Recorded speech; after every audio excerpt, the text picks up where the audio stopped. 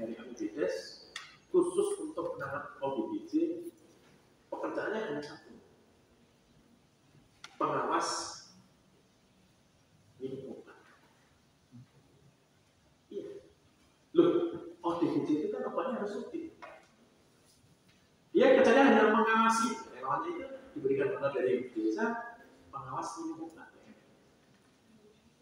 Loh, sampai sedetail itu Pak. Sehingga Pak Bupati Boyolali tahun kemarin dapat penghargaan dari Kementerian Kesehatan terkait penanganan. Tanggap sosial juga demikian. Hari yang sama misalnya ada rumah roboh, hari itu juga mesti ditangani.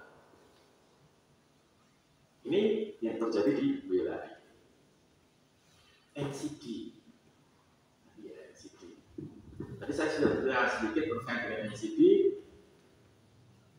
Kita malunya memang tahun 2021.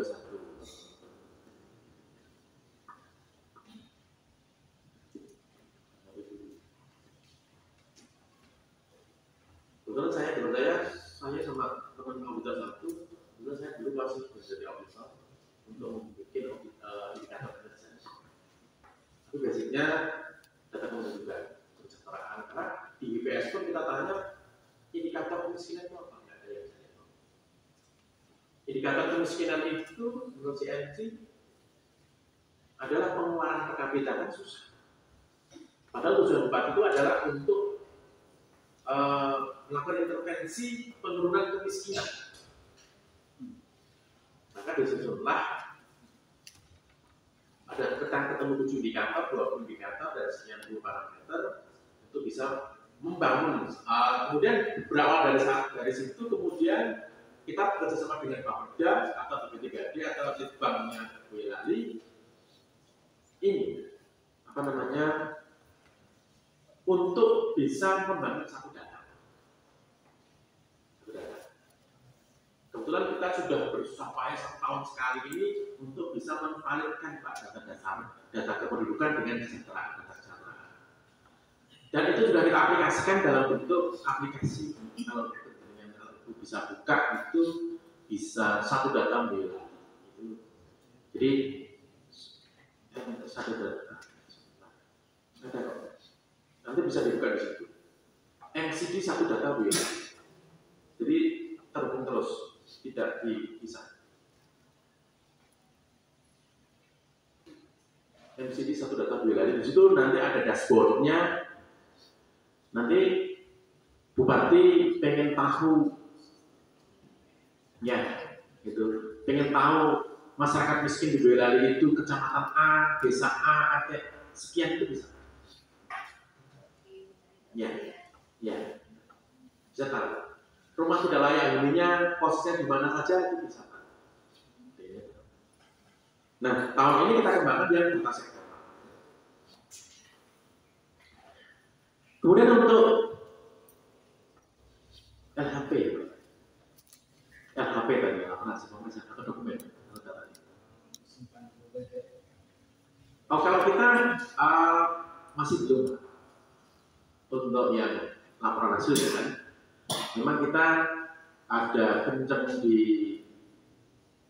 kebetulan kita ada satu personel untuk dia fungsional atau tidak ada. Jadi saya lupa namanya fungsionalnya apa, tapi yang bersangkutan adalah khusus dia formasi. Kita dulu buka formasi itu tidak ada, itu untuk mengurusi database kita. Jadi semua database yang mengelola adalah yang nanti untuk kedepannya memang kita kembangkan lewat aplikasi. Kita belum sampai aplikasi yang untuk database, belum. Cuman di tempat kita bangunkan komitmen SPT terbit misalnya 10 hari, kita berikan waktu 7 hari setelah SPT itu berakhir, sampai harus selesai. Ketika tidak selesai, jangan harap menerima SPT dulu. Jadi tidak ada SPT yang dulu, tidak ada SPT yang tidak ada laporannya di akhir tahun. Jadi misalnya SPT tadi 10 hari, berarti hari itu 17 itu RHP harus sudah selesai. Dan ketika tidak selesai, tidak akan diterbitkan SPP baru, berarti TPP-mu nanti berkurang. Karena TPP kita ada dua macam, dinamis dan statis. Statis itu berdasarkan absensi, dinamisnya berdasarkan kinerja. Ya kinerja kalau auditor ya itu kan. Makanya kalau itu rutin jadi kebiasaan kan jadi tidak jadi berat. Kalau untuk database-nya kita belum menggunakan aplikasi, cuman kita ada pengelolaannya untuk laporan hasil pemeriksaan. Karena kalau yang dikelola mereka hanya LHP, tapi kan kertas kerjanya kan yang mengelola adalah tidak boleh. Walaupun kita sudah punya aplikasi Pak untuk auditnya, tapi kita belum melaksanakan. Kalau memang untuk memulai itu agak ribet gitu. Ketika kita lakukan dengan Sismaskudes, pernah di Sismaskudes itu bilang pernah pakai Sismaskudes ya. Untuk perangkat desa pernah menggunakan Sismaskudes. Ribet kan? Sebenarnya ribet itu. Nah, makanya kalau kita pakai namanya alat sebetulnya kan untuk mempermudah. Justru kalau kita pakai itu kan ribet. Sebenarnya kita kemarin ada kembangkan audit itu ya untuk mempermudah pemeriksaan, mulai penertiban dari SPT ke tetap tidak sampai dengan pelaporan dan tidak lanjut. Tetapi kalau sudah kita laksanakan, gede-gede ini ribet banget ini gitu ya. Sama pemilihan KKN pakai sebijak itu ribet sebetulnya. Tapi di tempat kita karena ketuanya saya, untuk penilaian KKN itu harus pakai sebijak. Di wilayah itu harus pakai sebijak.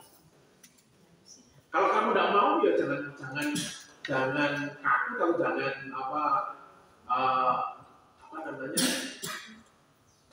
kalau kamu nanti tidak kita nilai. Kalau kamu tidak melewati sebijak, ya angka KKN itu tidak akan kita nilai. Itu aja Pak. Jadi kita harus punya komitmen yang sama. Toh kita pada waktu sosialisasi sudah kita berikan 1 semester untuk penyesuaian penggunaan sebijak. Ini karena saya sudah berucap seperti itu, saya harus memegang komitmen saya, statement saya. Kemarin sudah kita berikan 1 semester ini kalian harus pakai sebijak titik. Kalau enggak, berarti angka kredit tidak akan nilai. Kalau dulu Sungai Selatan sudah menggunakan sebijak. Tapi aneh. Permen 448 belum diterapkan, muncul Permen 123. Aneh kan gitu. Kemudian nanti harapannya tidak pakai upah gitu. Terus pertanyaannya seperti apa? Itu juga seperti apa gitu. Terus nanti penilaiannya seperti apa? Tapi sepanjang sudah menggunakan ancam aplikasi, masalahnya tidak begitu banget. Tapi kalau seperti Beller yang tidak menggunakan ancam aplikasi akan menjadi permasalahan ya kan. Pada tempat saya pantau Pak Inspektur, Pak di tempat kita harus ada assessment untuk pemeranan auditor.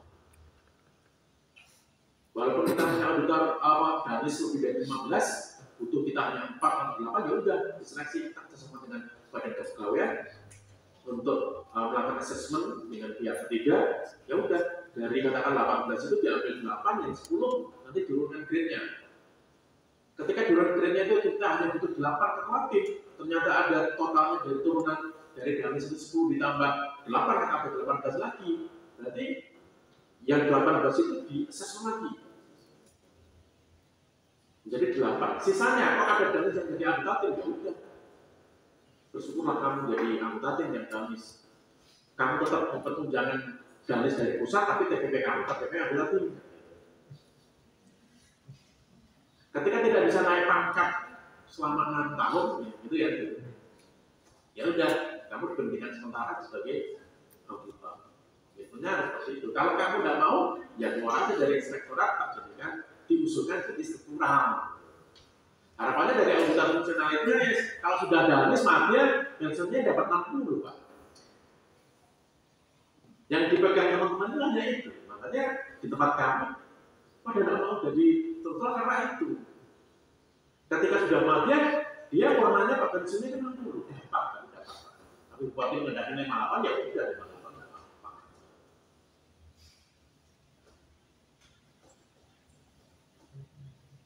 58. Gitu. Pertimbangannya soalnya ya itu Pak.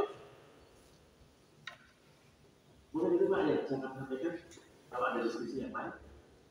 Kebetulan hari ini kita kan ada dua Tangerang ya.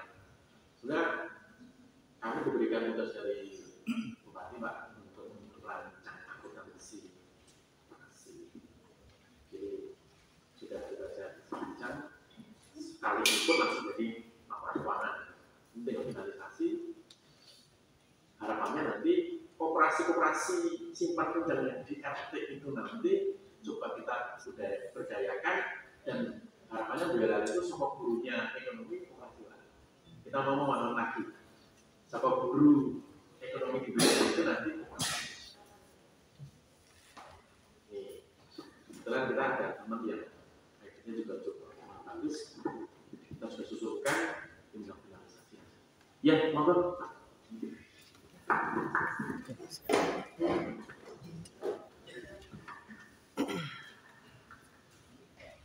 Assalamualaikum warahmatullahi wabarakatuh. Izin Pak Inspektor, yang terhormat Pak Lilik Subagio, Erban Wilayah di Inspektorat Kabupaten Boyolali. Hal ini mungkin tadi yang menarik di sini tantangan bagi kita. Perkenalkan Hasmi, auditor. Saya menjadi auditor mulai tahun 2020 yang melalui perpindahan jabatan sebelumnya struktural. Jadi baru passing di 2020 dan menjalani 2 tahun setengah. Ini menarik menjadi tantangan membuat berani kita bahwa auditor itu menjadi agen perubahan. Di mana di sini tadi sudah dijelaskan bahwa semua auditor sudah memiliki diklat ya, kinerja, investigasi, perencanaan dan penganggaran untuk Kabupaten Boyolali. Selanjutnya di sini bahwa hal menjadi bahwa PKPT di Boyolali itu ada 2 model, ada PKPT insurance dan yang kedua adalah PKPT consulting. Ini sesuai dengan peran dari auditor bahwa melaksanakan insurance dan consulting. Dan ini sudah berjalan dulu. Nah ini bahwa kejadian perubahan di sini bahwa setiap auditor mendampingi satu SKPD dan kecamatan dan juga desa, di mana desa untuk Boyolali ini begitu banyak kan 261 tadi kalau tidak salah tercatat. Bahwa yang menarik lagi bahwa Kabupaten Boyolali itu memiliki model inovasi terkait untuk desa, di mana desa sudah menerapkan pembuatan raja untuk seluruh desa, itu basic agro, dan dalam hal ini mendampingi inventarisasi desa. Nah, di sini bahwa dalam hal ini tujuannya ya untuk memberi keyakinan bahwa desa dan untuk dalam penyajian dan penerapan untuk nilainya. Nah, di sini yang dilakukan kita mungkin masih terbatas. Mungkin untuk terakhir kita di 2020 kemarin ini kita mungkin terkait MTP juga bahwa database aset desa, di mana bahwa desa harus menyajikan satu awal dan tahun berjalan menyajikan aset di desa tahun anggaran. Nah ini bisa mungkin masih belum menerapkan sepenuhnya pada saat kita melakukan ini, masih terbatas monitoring, di mana masih desa-desa belum menyajikan neraca awal. Ini desa untuk Kabupaten Sumatera Selatan masih secara manual yang dibuat oleh aparat desa. Di situ penyajian aset mulai dari tanah, peralatan dan mesin, gedung dan bangunan, jalan-jalan irigasi sampai ke aset lainnya dan masuk kendaraan. Nah di sini kita masih terbatas data yang disampaikan, masih kalau ini kan sudah sampai ke inventarisasi, mungkin sudah sampai ke fisik, bahwa itu memang asetnya itu perlakuan baik, rusak maupun hilang itu sudah benar adanya. Nah dalam hal ini Bu Yolari sudah artinya inovasi bahwa menggunakan model tersendiri, yaitu yang dibuat melalui prosedur yang disepakati tadi, bahwa ada 8 indikator dan tadi 38 indikator. Nah, dalam ini kan sudah sampai ke review keuangan desa, sampai ke penilaian keuangan desa. Nah di sini kita di Kabupaten Selatan, apakah ini sudah ada dibuat pedoman tersendiri, ini bisa menjadi replikasi mungkin dari oleh kita yang nantinya dibawa ke Kabupaten Selatan, kan menjadi bahan untuk kita diskusikan bersama untuk dapat implementasikan. Ini mungkin bisa berupa penjelasan ataupun lebih-lebih seperti itu, ada bentuk sebagai apa begitu, mungkin kalau sampai ke shop. Nah seperti mungkin selanjutnya ini terkait terakhir disebutkan tadi Siswas Kaudes, bahwa kita untuk Kabupaten Sumatera Selatan di triwulan terakhir 2022 sudah mencoba menerapkan sebagian dari implementasi itu ya, memang sedikit ribet, tapi kita coba itu karena mungkin sebelumnya kita masih menerapkan secara manual, dan sekarang coba untuk berbasis aplikasi. Mungkin di wilayah sudah menerapkan sepenuhnya atau masih berjalan yang masih manual. Selanjutnya ini untuk terkait desa, ini hubungannya juga dengan MTP Kabupaten Boyolali. Ini apresiasi yang tinggi bahwa untuk Indonesia mendapat nilai 99, itu nomor 2. Dan kita di Kabupaten Sulawesi Selatan masih 96, di mana untuk Boyolali sudah dari 8 area intervensi ini 5 mencapai 100% dan 2-nya 90. Dan kita untuk Kabupaten Selatan untuk yang 100% hanya 2, dan selebihnya masih 90 sekian. Di sini lebih mungkin kami ingin tahu dalam untuk capaian di sini yang terkait optimalisasi pajak daerah dan pengelolaan BPNT. Nah di sini kita mungkin untuk pengelolaan BPNT ini masih lumayan rendah, karena ini terkait dengan aset ini masih menjadi problem tiap tahun lah. Apalagi intervensinya di sini indikator terkait pengamanan hukum, di mana pengamanan hukum ini kan indikator terkait pendanaan pendaftaran, sertifikat dan terkait legalitas PMD. Di sini legalitas PMD ini terkait di kabupaten ini karena hubungan dengan koordinasi dengan Badan Pertanahan Nasional, di mana informasinya yang OPD yang bertanggung jawab ini kan terkait pendanaan ada nilai tersendiri dan pendaftaran ada nilai tersendiri.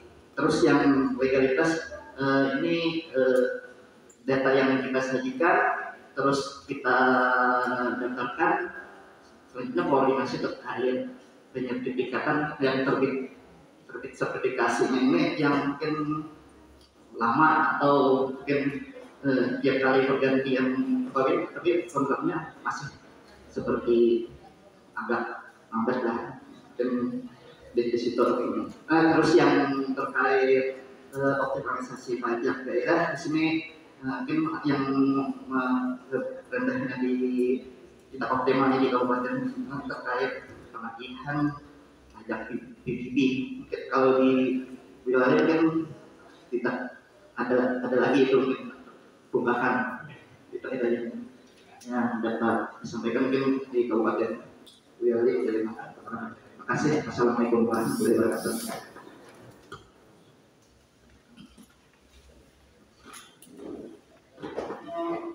Ada yang lain lagi?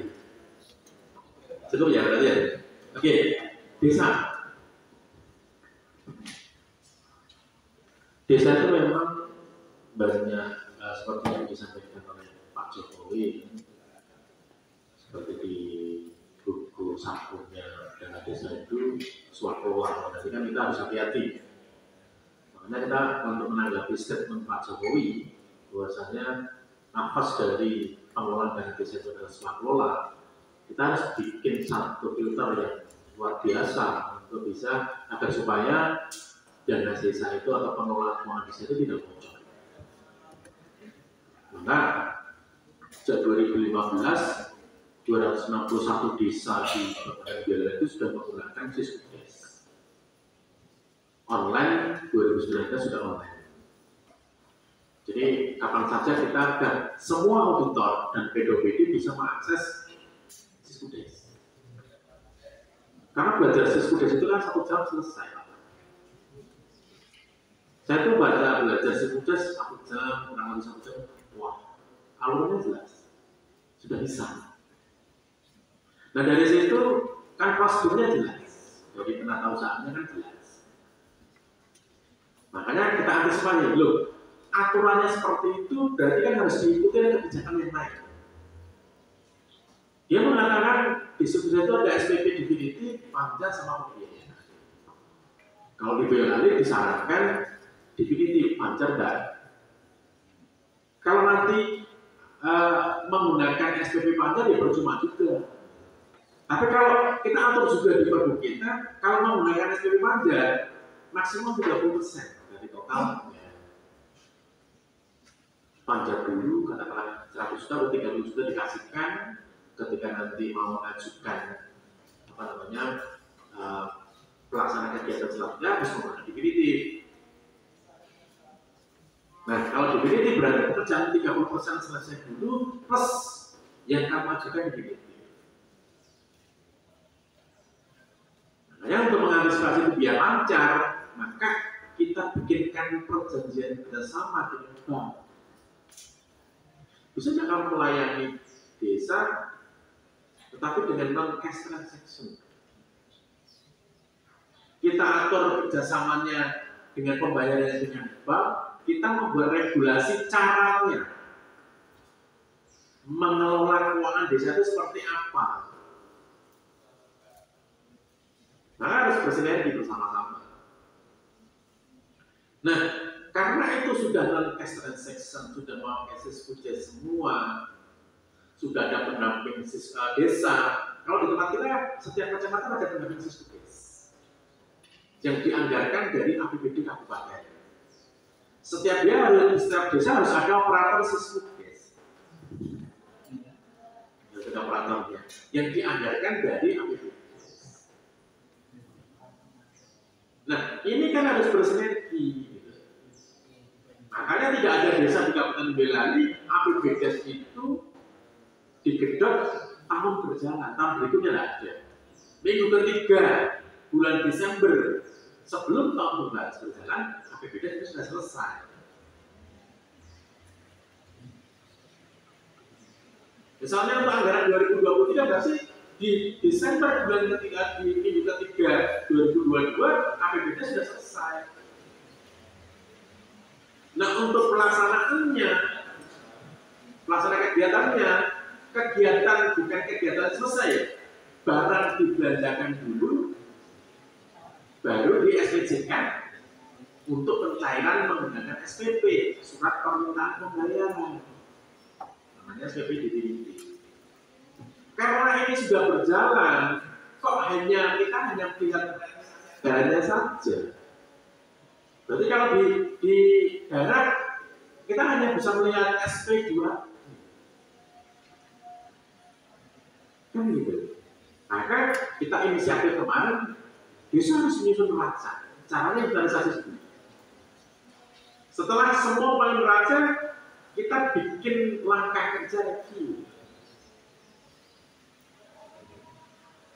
Langkah kerjanya pakai yang simple, kita bisa mendeteksi kecurangan-kecurangan di situ, pakai rumus banyak, ada beberapa rumus yang kita gunakan, ya hampir sama seperti analisis vertikal dan horizontalnya KPD kita pakai. Nah, untuk menilai SPI-nya, pelaksananya itu bekerja benar atau tidak, kita menggunakan AUP itu, Grid Prosedur. Mulai dari proses perencanaan, pelaksanaan, penatausahaan, pelaporan dan pertanggungjawaban semua sampai dengan pengelolaan aset.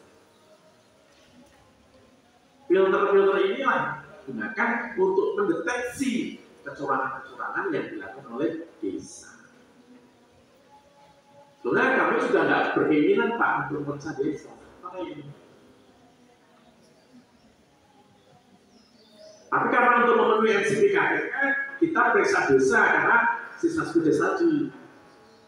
Makanya kita hanya di PKPT kita PKPT kan 8 desa saja karena ada 8 tim dibuatkan dari 4 lebar, 1 lebar 2 tim kan.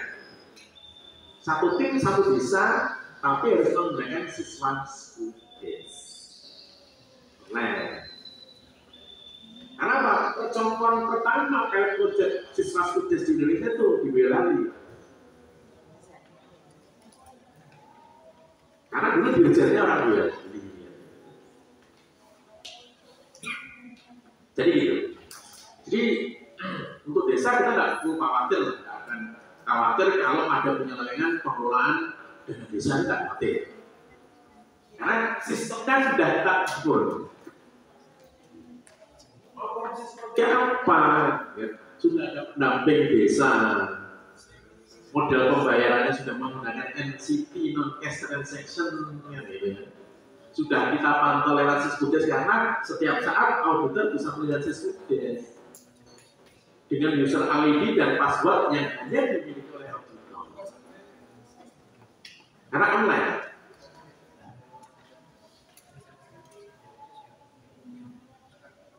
Jadi kalau NCPKPK tadi saya sampaikan kalau untuk aset itu di tempat Kabupaten Boyolali sebenarnya tahun ini sudah 100% bersertifikat. Itu pun terakhir 300 sekian itu tanah di bawah jalan. Koordinasi kita dengan BPN bersinergi dengan baik. Beberapa tahun yang lalu kata BPN dipindahkan dengan gedung yang lebih baik yang mungkin pemerintah Kabupaten Boyolali. Tahun kemarin kita menganggarkan 2 miliar untuk BPN, tapi dia tidak bisa mengeksekusikan karena dia tidak masuk BUPA kan. Akhirnya kita berikan mobil dinas kepala Innova dan operasional Avanza untuk tidak bukan nyogok ya, tapi kita memberikan pelayanan kepada mereka. Sehingga komitmennya dengan membangun komitmen yang bersama itu, apa yang menjadi permasalahan kita bisa